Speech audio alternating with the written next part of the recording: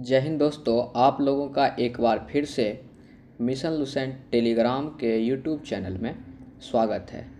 आज हम लोग एडुटेरिया का प्रैक्टिस सेट नंबर 43 के सभी प्रश्न को देखेंगे।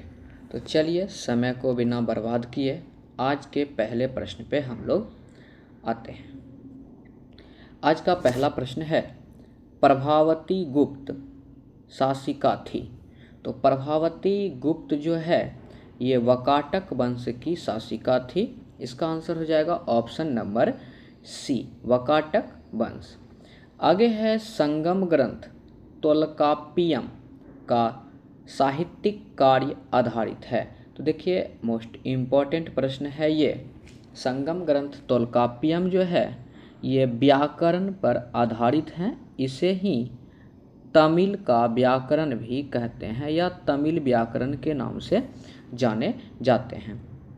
और यदि आपसे पूछा जाएगा कि तोल्काप्पियम के रचनाकार कौन हैं, तो इसके रचनाकार याद रखिएगा तोल्काप्पियर। इसके रचनाकार याद रखिएगा तोल्काप्पियर। इसे जरूर याद रखिएगा, एग्जाम में बहुत पूछा जाता है। चलिए अगला प्रश्न, मुगल मनसबदारी व्यवस्था का सुचारू ढंग से संचालन के लिए कौन उत्तरदायी होता था। जो मनसबदारी व्यवस्था होती थी इसे सुचारू ढंग से संचालन के लिए मीर बख्शी उत्तरदायी होते थे। ऑप्शन नंबर सी इसका आंसर हो जाएंगे। चलिए प्रश्न संख्या 4 को हम लोग देखते हैं। प्रश्न संख्या 4 है, किसके शासनकाल में योग वशिष्ठ का निजामुद्दीन पानीपति द्वारा फारसी में अनुवाद किया गया था। तो किसका अनुवाद, तो योग वशिष्ठ का। तो इसका आंसर किसके शासनकाल में पूछा गया है ना, तो इसका आंसर हो जाएंगे अकबर। अकबर के शासनकाल में। आगे है, सुल्तानगढ़ी किस शासक का मकबरा था। तो सुल्तानगढ़ी जो हैं ये नसरुद्दीन महमूद का मकबरा था। ऑप्शन नंबर डी इसका आंसर हो जाएंगे। आगे है, किस सिख धर्म गुरु ने प्रत्येक सिख को पंचककार धारण करने का आदेश दिया था। पंचककार धारण करने का आदेश गुरु गोविंद सिंह के द्वारा दिए गए थे। गुरु गोविंद सिंह की बात की जाए तो इन्होंने फारसी में, किसमें, फारसी में जफरनामा लिखा है। क्या लिखा है, तो जफरनामा लिखा है, याद रखिएगा। इनके अलावा गुरु गोविंद सिंह की बात की जाए तो 1699 में खालसा पंथ के भी संस्थापक ये थे। खालसा पंथ का स्थापना भी इन्होंने किया था, इसे याद रखिएगा। और इसके अलावा यदि आपसे पूछे लंगर व्यवस्था की शुरुआत किसने किया था, तो लंगर व्यवस्था की शुरुआत जो है गुरु नानक के द्वारा किए गए थे। और जो आदि ग्रंथ है, आदि ग्रंथ के रचनाकार कौन है, तो गुरु अर्जुन देव। कौन है, गुरु अर्जुन देव, हाँ, आदि ग्रंथ के रचनाकार। इसे आप लोग याद रखिएगा। और इसके अलावा यदि आपसे पूछ ले कि अकाल तख्त का निर्माण किसने करवाया था, तो गुरु हरगोविंद। ये क्या करवाए थे, अकाल तख्त का रचना करवाए थे, ठीक है, हरगोविंद। तो इसे आप लोग याद रखें। इसका आंसर हालांकि ऑप्शन नंबर सी था, प्रत्येक सिख को पंचकार धारण करने का आदेश दिया था गुरु गोविंद सिंह। प्रश्न संख्या 7 को हम लोग देखते हैं। काबुल के शासक जमान शाह ने किस वर्ष रंजीत सिंह को राजा की उपाधि प्रदान किया था। तो काबुल के शासक जमान शाह जो है रंजीत सिंह को राजा की उपाधि 1799 में दिए थे, प्रदान किए थे। अगला है, मरियम महल की स्थापना निम्न में से किसके द्वारा किया गया है। तो ये अकबर के द्वारा किए गए हैं मरियम महल की स्थापना। और ये कहाँ है, तो आगरा में है, इसे आप लोग याद रखिएगा, आगरा में है। चलिए आगे बढ़ते हैं, अगला प्रश्न देखते हैं। प्रश्न संख्या 9 में है, विचार करना है। भारत में ब्रिटिश औपनिवेशिक शासन के संदर्भ में निम्नलिखित कथन पर विचार कीजिए। चलिए विचार करते हैं। पहला है, महात्मा गांधी गिरमिटिया प्रणाली के उन्मूलन में सहायक थे, सही है। दूसरा है, लॉर्ड चेम्सफोर्ड की वॉर कॉन्फ्रेंस में महात्मा गांधी ने विश्व युद्ध के लिए भारतीयों को भर्ती से संबंधित प्रस्ताव का समर्थन नहीं किया था। तो ये तो गलत बोल रहा है, इन्होंने समर्थन किया था, ठीक है, तो ये इसके अनुसार गलत है। आगे है, भारत के लोग द्वारा नमक कानून तोड़े जाने के परिणाम स्वरूप औपनिवेशिक शासक द्वारा भारत राष्ट्र कांग्रेस को अवैध घोषित कर दिया था। ये विषय 1 और 3 सही है, तो ऑप्शन नंबर बी के साथ चलेंगे, केवल 1 एवं 3। याद रखिएगा गांधी जी इसमें समर्थन किए थे, ठीक है। चलिए प्रश्न संख्या हम लोग 10 को देखते हैं। प्रश्न संख्या 10 है, डच द्वारा किस स्थान को गोल्ड्रिया के नाम से संबोधित किया जाता था? तो गोल्ड्रिया के नाम से ये पुलिकट को संबोधित करते थे, ऑप्शन डी हो जाएगा। लेकिन पूछेगा डचों ने अपना पहला फैक्ट्री कहाँ लगाया था? कहाँ लगाया था फैक्ट्री, ये पूछता है।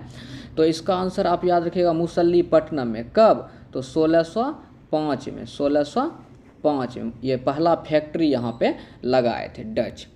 अगला प्रश्न है, भारत में भारतीय वस्त्र को प्रमुख निर्यात की वस्तु का श्रेय किसे प्राप्त है? तो भारत में भारतीय वस्त्र को प्रमुख निर्यात की वस्तु बनाने का श्रेय जो है ये फ्रांसीसी को प्राप्त है, ये फ्रांसीसी को प्राप्त है। इसके अलावा 12 नंबर प्रश्न है, कैप्टन हॉकिंस ने भारत आगमन के दौरान जहांगीर से किस भाषा में बातचीत की थी? वीवीआई प्रश्न है, इसे याद रखिएगा, ये तुर्की भाषा में बात की थी। ये आए कब थे? तो 1608-9 में ये आए थे। 9 याद रखिएगा, ज़्यादा सही है, 1608-9 में ये आए थे। और भारत आने मतलब मुगल दरबार में आने वाला ये प्रथम अंग्रेज भी कहे जाते हैं। कौन? Captain Hawkins. चलिए अगला प्रश्न है, प्रश्न को देखते हैं। भारत में वित्तीय विकेंद्रीकरण का जनक किसे माना जाता है? तो वित्तीय विकेंद्रीकरण का जनक लॉर्ड मेयो को जाने जाते हैं। अगला है, भारत राष्ट्र कांग्रेस की स्थापना के संबंध में प्रकाश संवाहक सिद्धांत किसने दिया था? तो प्रकाश संवाहक सिद्धांत गोपाल कृष्ण गोखले के द्वारा दिए गए थे। चलिए 15 नंबर प्रश्न को देखते हैं। 15 नंबर प्रश्न है फ्रेंड, भारत में लोकसभा किसका प्रतिनिधित्व करती है? लोकसभा किसका प्रतिनिधित्व करती है? वो जनता का प्रतिनिधित्व करेंगे, तो ऑप्शन ए भारतीय जनता का, भारतीय जनता का। अगला प्रश्न है, निम्नलिखित में से किस याचिका का शाब्दिक अर्थ होता है हम आदेश देते हैं? हम आदेश देते हैं, तो ये परमादेश हो जाएगा, ऑप्शन नंबर ए। परमादेश का शाब्दिक अर्थ है कि हम आदेश देते हैं। चलिए प्रश्न संख्या 17 को देखते हैं। प्रश्न है, संविधान के किस अनुच्छेद के तहत 1955 में प्रथम राजभाषा आयोग का गठन किया गया था? तो किस अनुच्छेद के तहत पूछा गया है?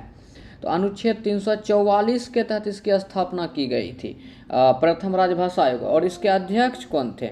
तो इसके अध्यक्ष थे बीजी खरे। इसके अध्यक्ष कौन थे? बीजी खरे, प्रथम राजभाषा आयोग के अध्यक्ष, इसे याद रखिएगा। चलिए प्रश्न संख्या हम लोग 18 देखते हैं। विश्व की सबसे अधिक आर्द्र महाद्वीप कौन सा है? तो सबसे अधिक आर्द्र यदि पूछे तो दक्षिण अमेरिका इसका आंसर हो जाएंगे। और अगला प्रश्न है, लोयस का पठार है, तो लोयस का पठार जो है ना पवनकृत है, पवनकृत। और पूछेंगे कहाँ है? तो ये चीन में है। कहाँ है?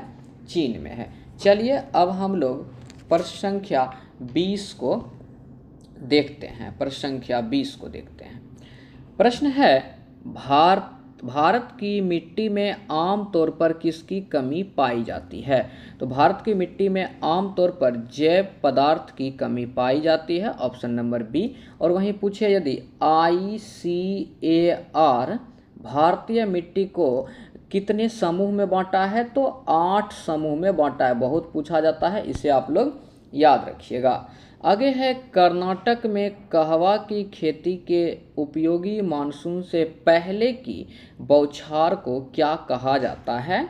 तो कहवा की खेती से पहले जो मानसून की बौछार होती है इसे वहाँ पे चेरी ब्लॉसम के नाम से जानते हैं, चेरी ब्लॉसम के नाम से जानते हैं। और जो ग्रीष्मकाल में हवा चलती है नॉर्वेस्टर कहाँ पे कहते हैं? तो असम में। कहाँ पे कहते हैं? असम में, या उत्तर पूर्वी भारत भी आंसर कर सकते हैं। और काल बैसाखी कहाँ चलता है? काल बैसाखी तो वेस्ट बंगाल में, पश्चिम बंगाल में। और सिर्फ बैसाखी पूछेगा, सिर्फ बैसाखी, तो ये हो जाएगा पंजाब में, पंजाब में, ठीक है।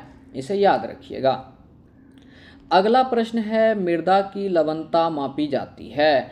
मृदा की लवणता जो है चालकता मापी से मापा जाता है, इसे आप लोग याद रखिएगा। प्रश्न संख्या अब हम लोग 23 पे आते हैं। प्रश्न है इसमें शुष्क भूमि के लिए सर्वाधिक उचित फसल कौन सी है। तो शुष्क भूमि के लिए सर्वाधिक उचित फसल मूंगफली है, ऑप्शन नंबर डी। मूंगफली में एक टिक्का रोग होता है, बहुत फेमस प्रश्न है, यह भी पूछा जाता है कि टिक्का रोग किससे संबंधित है, तो मूंगफली से है, याद रखिएगा। निम्नलिखित में से कौन सा राज्य बांग्लादेश और म्यांमार के साथ सीमा साझा करते हैं। तो याद रखिएगा, बांग्लादेश और म्यांमार ये दोनों के साथ जो सीमा साझा करते हैं वो मिजोरम हो जाएंगे, आंसर ऑप्शन नंबर सी। और म्यांमार के साथ भारत जो है कुल मिलाकर के 1643 किलोमीटर सीमा साझा करते हैं, और बांग्लादेश के साथ कितना करते हैं, 4096.6 किलोमीटर, इसे भी आप लोग याद रखिएगा। चलिए अगला प्रश्न को देखते हैं। अगला प्रश्न है, चूटक पनबिजली परियोजना किस राज्य में है। तो चूटक पनबिजली परियोजना जम्मू कश्मीर में स्थित है, जम्मू कश्मीर में स्थित है। चलिए अगला प्रश्न की ओर। अगला प्रश्न है, कांच प्रबलित प्लास्टिक बनाने के लिए किस प्रकार के कांच का प्रयोग किया जाता है। तो कांच प्रबलित प्लास्टिक बनाने के लिए रेशा कांच का प्रयोग किया जाता है, ऑप्शन नंबर डी, रेशा कांच का प्रयोग। अगला है, धातु के पृष्ठ पर एक उपयुक्त तरंग का प्रकाश पड़ने पर इलेक्ट्रॉन के उत्क्षेपण की परिघटना को कहते हैं। तो इलेक्ट्रॉन के उत्क्षेपण की परिघटना को प्रकाश वैद्युत प्रभाव कहते हैं, प्रकाश वैद्युत प्रभाव कहते हैं, क्योंकि यहाँ प्रकाश पड़ने पे है, तो सीधा सीधा आंसर प्रकाश वैद्युत प्रभाव। आगे बढ़ते हैं। अगला प्रश्न है, गैस तापमापी द्रव तापमापी की तुलना में ज़्यादा संवेदी है, क्यों। क्योंकि इसका जो होता है प्रसार गुणांक गैस तापमापी का द्रव के प्रसार गुणांक से अधिक होता है, ठीक है, क्योंकि गैस का प्रसार गुणांक क्या होता है, अधिक होता है, ऑप्शन नंबर ए। चलिए प्रश्न संख्या 29 को देखते हैं। यदि किसी परमाणु का K एवं L कोष भरा है, उसमें कुल इलेक्ट्रॉन की संख्या कितनी होगी। तो K में 2 और L में 8, तो टोटल कितना हो गया जुड़ करके 10, ऑप्शन नंबर सी, इसे आप लोग याद रखिएगा। आगे है, निम्नलिखित में से किसे मिथाइल क्लोरोफॉर्म कहा जाता है। तो मिथाइल क्लोरोफॉर्म किसे कहा जाता है। तो ट्राई क्लोरोमीथेन को, ट्राई क्लोरोमीथेन को, ऑप्शन नंबर बी, इसे याद रखिएगा।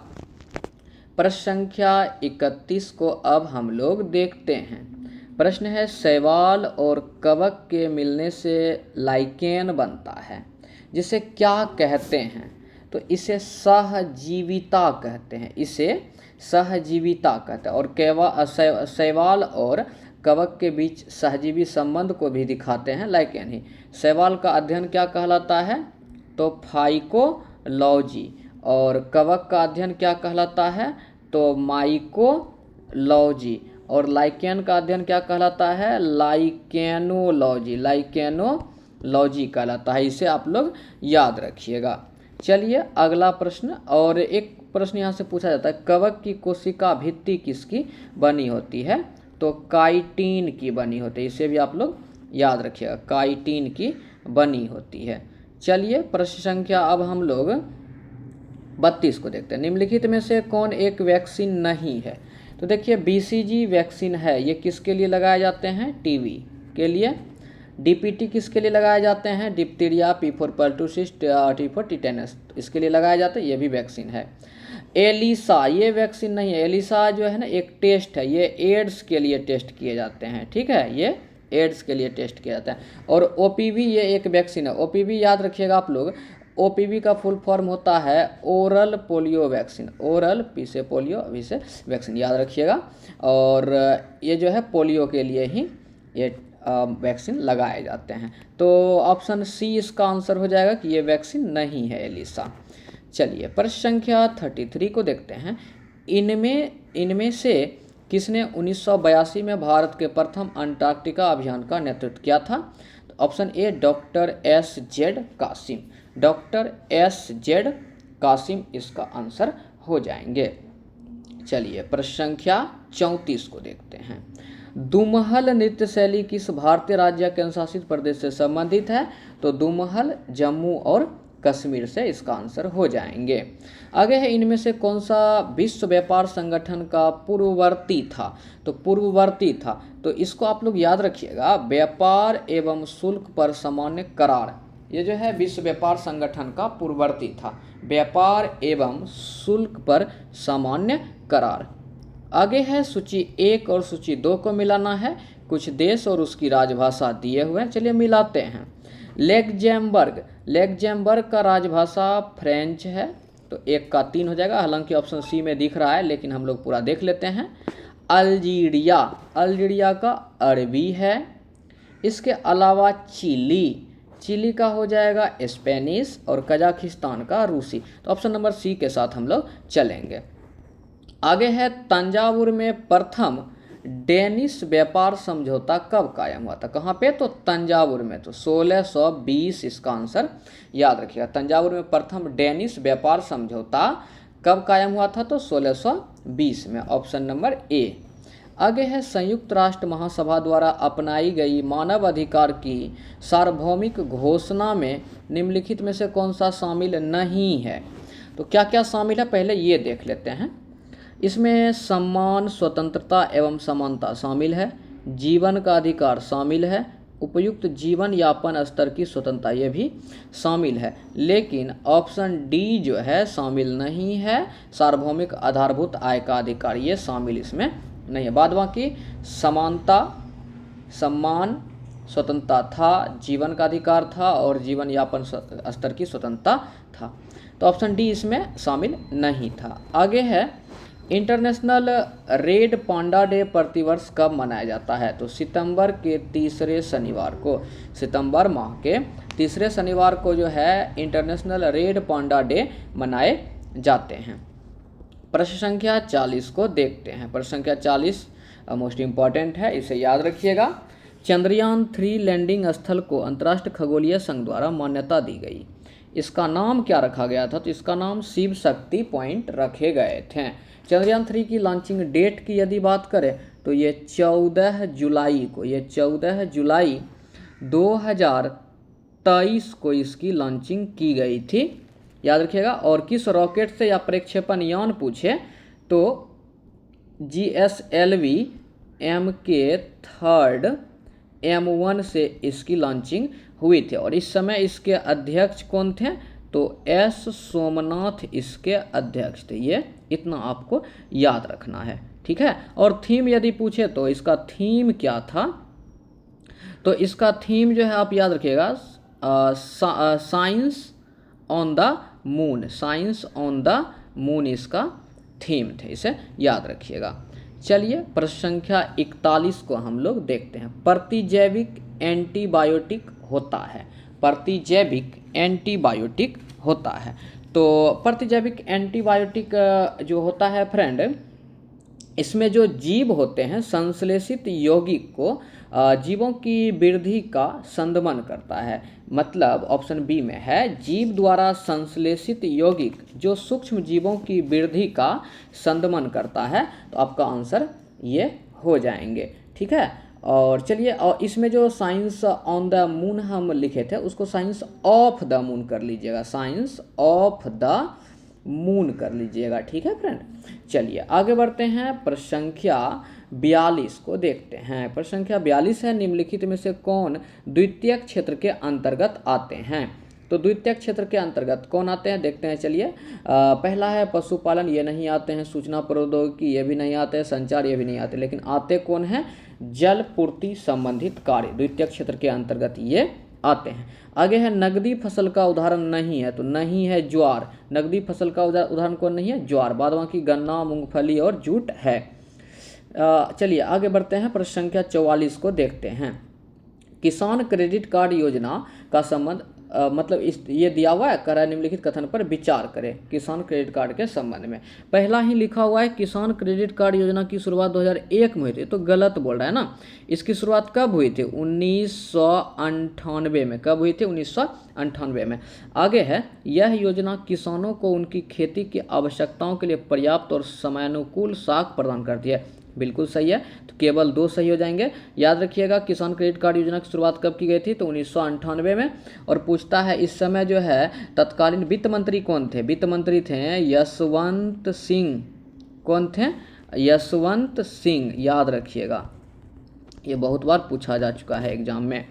चलिए प्रश्न संख्या 45, साख मुद्रा का भुगतान किस प्रकार किया जाता है? तो साख मुद्रा का जो भुगतान होता है वो चेक द्वारा किया जाता है। ऑप्शन नंबर सी, चेक द्वारा। प्रश्न संख्या 46 में है, भारत में संगठित मुद्रा बाजार का अत्यधिक अस्थिर भाग है। देखिए अस्थिर पूछा है, तो सर्वाधिक जो है मतलब अत्यधिक अस्थिर भाग याचना मुद्रा बाजार है। याचना मुद्रा बाजार। अगला प्रश्न है, भारत का पहला तटवर्ती इस्पात कारखाना कहाँ लगाया गया था? तो option number B, Andhra Pradesh में लगाए गए थे। प्रश्न संख्या 48 को अब देखते हैं। प्रश्न है, जब किसी काम में जरूरत से ज़्यादा व्यक्ति शामिल होते हैं तो इसे किस बेरोजगारी के नाम से जानते हैं? तो इसे जो है फ्रेंड प्रच्छन्न बेरोजगारी के नाम से जानते हैं। प्रच्छन्न बेरोजगारी के नाम से जानते हैं। आगे है चंड कौशिक पुस्तक, ये एक नाटक है, तो इसके लेखक कौन थे? चंड कौशिक पुस्तक के लेखक कौन है? तो क्षेमेश्वर। Option number B. आगे है, नक्शों पर क्षेत्रफल मापने के लिए मतलब क्षेत्रफल मापने के लिए प्रयुक्त यंत्र को क्या कहते हैं? तो नक्शा पर जो क्षेत्रफल मापते हैं ना उसको प्लेनीमीटर कहते हैं। क्या कहते हैं? प्लेनीमीटर। और नक्शा का अध्ययन यदि पूछे किसके तहत करेंगे? तो कार्टोग्राफी के तहत। इसे याद रखिएगा, कार्टोग्राफी के तहत। तो 50 प्रश्न समाप्त होते हैं। कुछ अस्मरणीय तथ्य दिया गया है जो कि आज पल्लव वंश से संबंधित है। चलिए जल्दी जल्दी देख लेते हैं। पल्लव वंश के संस्थापक सिंह विष्णु हैं। इसकी राजधानी कांचीपुरम थी। सिंह विष्णु मामल्लपुरम में आदि वराह मंदिर का निर्माण करवाया था। कीर्तार्जुनीयम के लेखक भारवी हैं। ये सिंह विष्णु के दरबार में ही रहते थे। याद रखिएगा। और मतविलास प्रहसन के रचनाकार कौन है? महेंद्र वर्मन प्रथम। महाबलीपुरम का एकासम या रथ मंदिर का निर्माण कौन करवाए थे? नरसिंह वर्मन प्रथम। इसे याद रखिएगा। आगे है, नरसिंह वर्मन प्रथम जो है वातापी कोंड व महामल्ल की उपाधि धारण किए थे। याद रखेंगे। और नरसिंह वर्मन प्रथम के समय में ही चीनी यात्री ह्वेनसांग कांची की यात्रा पर आए थे। ह्वेनसांग जो है कांची की यात्रा पर आए थे। आगे है, कांची स्थित कैलाशनाथ मंदिर का निर्माण कौन करवाया है? तो कैलाशनाथ मंदिर का निर्माण जो है ये नरसिंह वर्मन द्वितीय ही करवाए हैं। नरसिंह वर्मन द्वितीय। याद रखिएगा। आगे है, कैलाशनाथ मंदिर को राज सिद्धेश्वर मंदिर के नाम से भी जाना जाता है। आगे है, अरबों के समय पल्लव शासक नरसिंह वर्मन मतलब अरबों के आक्रमण के समय पल्लव का शासक कौन था? नरसिंह वर्मन द्वितीय थे। इसे याद रखिएगा, नरसिंह वर्मन द्वितीय। आगे है, प्रसिद्ध पुस्तक दास कुमार चरित्र के लेखक कौन है? दांडी। और ये किसके दरबार में रहते थे? ये भी नरसिंह वर्मन द्वितीय के दरबार में ही रहते थे। और कांची के मुक्तेश्वर मंदिर तथा बैकुंठ पेरुमल मंदिर का निर्माण कौन करवाए थे? नंदी वर्मन द्वितीय। याद रखिएगा इस प्रश्न को कि मुक्तेश्वर मंदिर और बैकुंठ पेरुमल मंदिर का निर्माण कौन करवाया है? तो नंदी वर्मन द्वितीय। तो ये फ्रेंड आज के आखिरी प्रश्न थे। यदि आपको वीडियो अच्छा लगता हो तो आप एक लाइक अवश्य क्या कीजिए और इसे अगले स्टूडेंट तक भी शेयर क्या करें। इसमें क्या ऐड करने की ज़रूरत है आप कमेंट बॉक्स में कमेंट करें ताकि हमें पता चले इसमें ये चीज़ ऐड करनी चाहिए, तो अगले वीडियो से हम ज़रूर ऐड करने का कोशिश किया करेंगे। धन्यवाद।